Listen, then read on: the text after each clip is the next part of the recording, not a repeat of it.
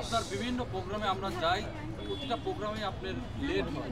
এই যে আজকে প্রোগ্রামটা আমাদের আসলে অনেকটা সময় আমার মনে হয় আপনারা অনেকটা আগে এসেছেন, আমি আসলে ইয়ে করিনি।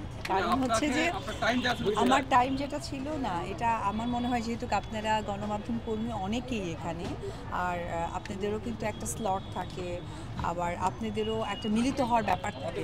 ফর এক্সাম্পল আপনারা 5 জন এসেছেন, 4 জন আসেননি, সেই 4 জন কিন্তু আবার সেই আর্টিস্টকে বলবে আপু আবার দেন। খুব স্বাভাবিক, আমি তো একজন হিউম্যান বিং, একজন মানুষ। সুতরাং আপনাদের এই 50টা ক্যামেরা একত্রে করার জন্য প্রত্যেকটা আর্টিস্ট থেকে আপনাদের সময়টা একটু এগিয়ে দেওয়া হয়, সেটাই হয়েছে। সুতরাং আর্টিস্টকে ব্লেম দেওয়ার কোনো কারণ আসে না। Thank you. বাবার দরদ দেখে আব্রাহাম খান জয় কি অনুভূতি এটা আসলে জয়কে বলতে হবে। Thank you. মাঝে মধ্যে আপনি ফেসবুকে স্ট্যাটাস দেন, কিছুদিন আগে আপনার একটা টয়লেট দিবস নিয়ে আপনি স্ট্যাটাস দিয়েছিলেন, কাকে মিন করে দিয়েছেন? চলচ্চিত্র নিয়ে সকলেই এক ধরনের প্রশ্ন মনের মধ্যে আছে, খুব স্বাভাবিক, কারণ চলচ্চিত্রের মানুষ। কিন্তু এখন আমি চাই যে আসলে কাজের সংখ্যা তো অনেক হয়ে গেছে, কাজের মানটা একটু খেয়াল করি, তার জন্য আসলে অনেক সময় লেগে যাচ্ছে।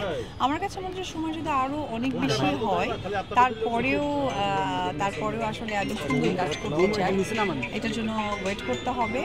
আর পাশাপাশি যেটা বলতে চাই, আপনারা সকলে জানেন ওপেনিং প্রোগ্রাম, একটু নিচে নামান, চেয়ারে দেখি না, এটা ব্র্যান্ড অ্যাম্বাসেডর এবং ফটোশুট, এটা তো আসলে কাজেরই একটা পার্ট। সো এখানে ব্যস্ততা আছে আপাতত।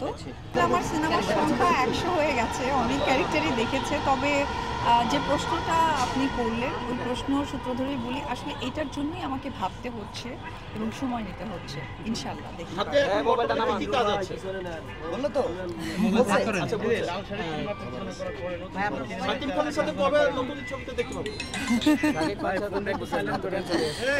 লাল শাড়ির পরে আসলে ওইভাবে তো আসলে প্ল্যান করিনি, তবে আপাতত অপজয় ফিল্ম প্রোডাকশন থেকে সিনেমা বানানোর চিন্তা ভাবনা নেই, দেখা যাক।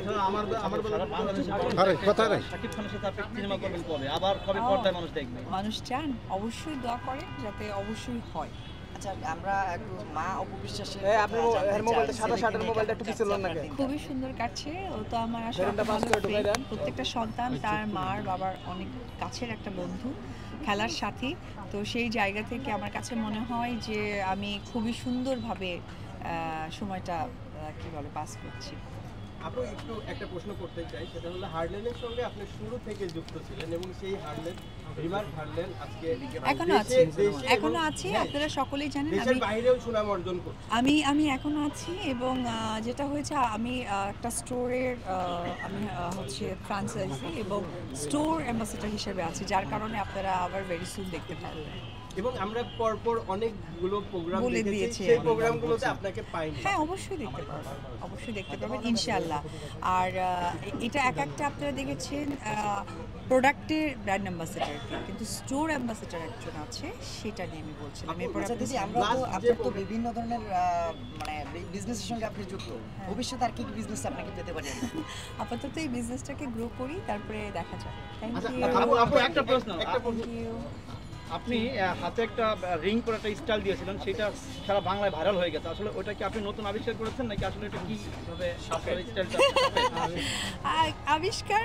আসলে আমরা অভিনেত্রী, আমি অভিনেত্রী, আমাদের কাজই তো নতুন কিছু দর্শকদের সাথে শেয়ার করা, এটা তারই একটা পার্ট। কি বলে টয়লেট দিবস ট্রাইলক্সের, আমি তো হারলেনে আছি। ট্রাইলক্স আপনারা দেখেছেন না? তা আমি তো একজন মানে স্টোরি ফ্রাঞ্চাইজি। একদিন পরে কেন? Thank you very much.